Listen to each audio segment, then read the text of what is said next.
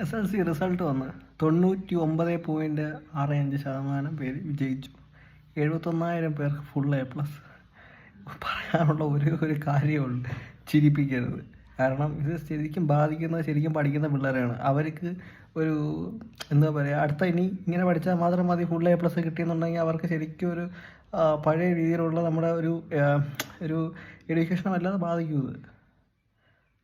ഈ പ്രഷർ എന്ന് പറയുന്ന സാധനം, ഈ പരീക്ഷ പ്രഷർ എന്ന് പറയുന്നത് ശരിക്കും വേണം. അത് അതിജീവിച്ചാണ് ശരിക്കും എല്ലാവരും മുന്നോട്ടെത്തുന്നത്. ഇപ്പോൾ UPSC പരീക്ഷയ്ക്ക് ലക്ഷക്കണക്കിന് പേര് എഴുതിയിട്ട് 100 പേരക്കകത്ത് മാത്രമേ IAS കിട്ടത്തുള്ളൂ.